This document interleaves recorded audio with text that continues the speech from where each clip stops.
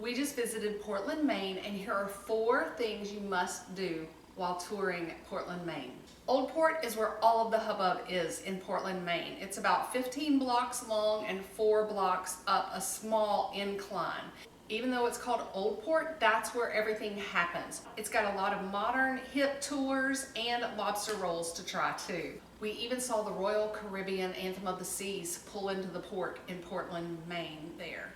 And all of those people have plenty of tours to choose from. So you know you're going to have great options in tours. Pop into my video and I will share with you the 4 gorgeous and yummy things to do in Portland, Maine. If you ask 20 people where the best lobster roll is in Portland, Maine, you will get 20 different answers. We had the guy at the port where the cruise ship people walked off the boat through customs. We had him tell us that the Portland Lobster Company was the best to him, and he said that the Lobster Shack at the Two Lights Lighthouses gets voted #1 every single year by locals. But I could not find that statistic anywhere in my research, so I don't know if that's true.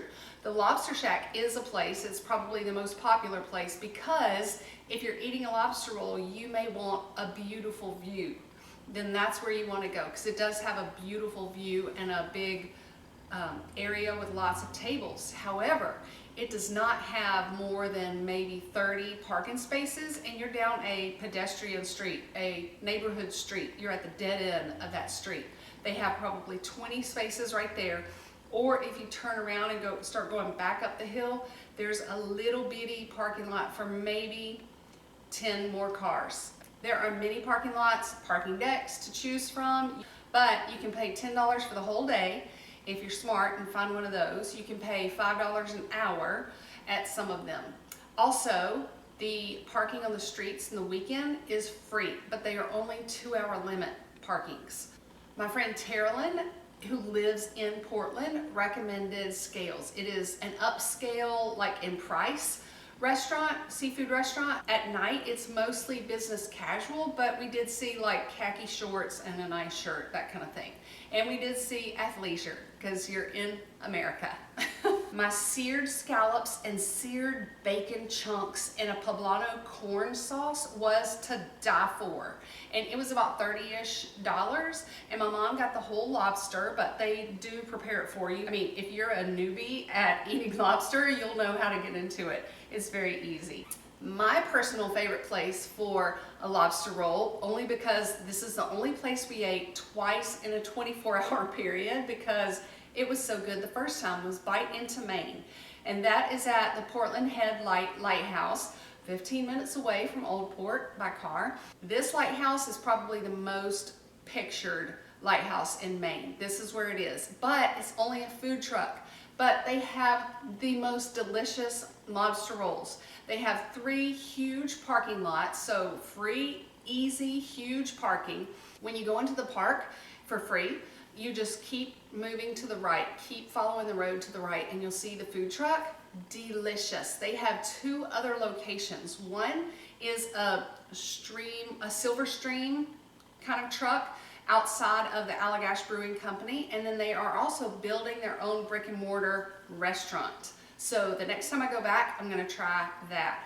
They have like 5 different ways that you can order a lobster roll. Lobster rolls come in, they're like dry lobster meat that is just right temperature-wise. It's not cold, it's not icy cold, it's not hot.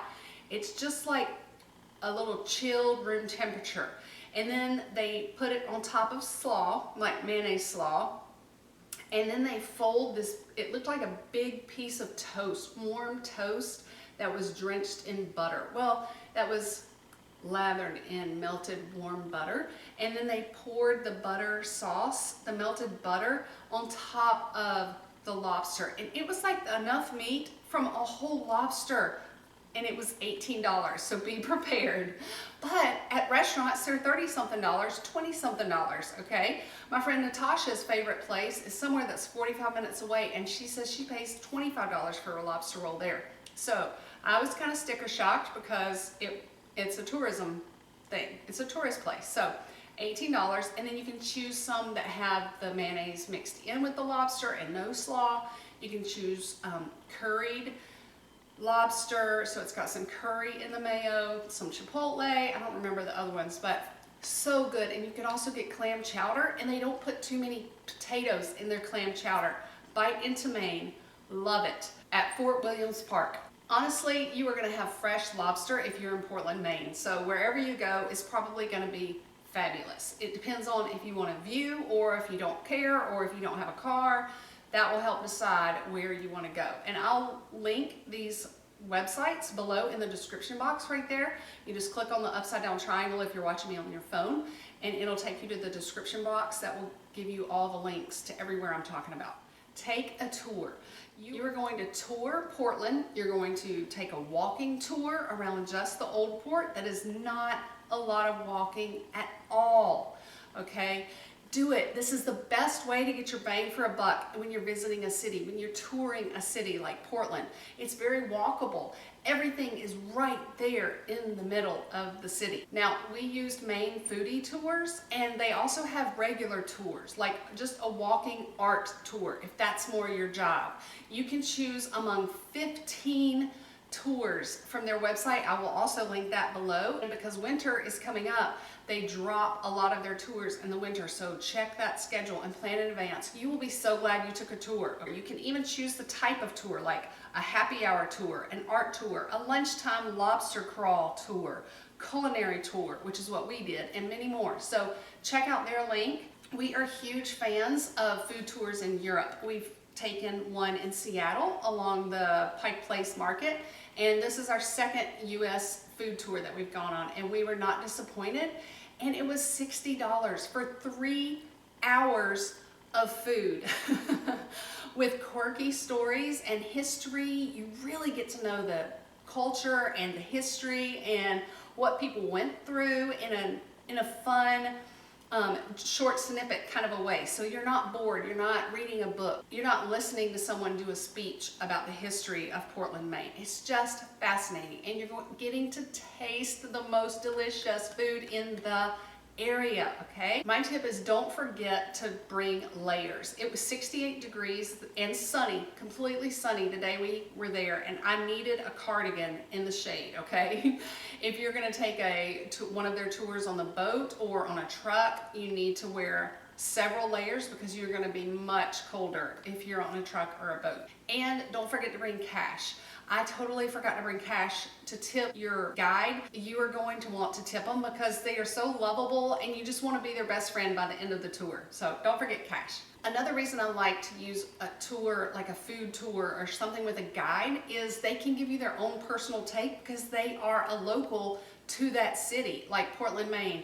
I had read or watched a video about going up Munjoy Hill, going all the way up to the observation tower on Munjoy Hill, which is great. There's just hardly any parking, and you have to walk there. And this guy, Avery, our awesome guide, told us another part that's much farther, all the way up Congress and all the way to the dead end of where Congress dead ends to the East Promenade. That is where you are going to want to go. That is one of the things you must see in Portland, Maine. Y'all, you start in Congress Street, which is right in the middle of the hubbub of Old Port, and you just go up east on Congress Street and just keep going up the hill past the observatory all the way to the top of the hill and back down just a little bit, and it just totally opens up. All these green fields, a little bit of a monument with some history facts. You are going to have to be able to bring your kids here. There's a huge playground. There's a little baseball field. Nobody was on it on Sunday afternoon when we were there. There's a place to just lay on the grass, get a good, quick, brisk walk if it's cold. It was very windy up there. And I also recommend, highly recommend going in the afternoon if you know it's going to be sunny, because all that water, you're looking, which way are you? You're looking to the east, so the sun is behind you, and the blue waters are gonna just like bright, bright, bright blue. All the white lighthouses and all the islands in Casco Bay around Portland, you are going to be able to see from there and just have a lovely time. Free parking, tons of free parking, and RV spots. You will have plenty of spots to turn around and park very easily. Okay, and the fourth thing that you will want to not miss in Portland, Maine is the Two Lights Lighthouses. I am getting so tongue twisted.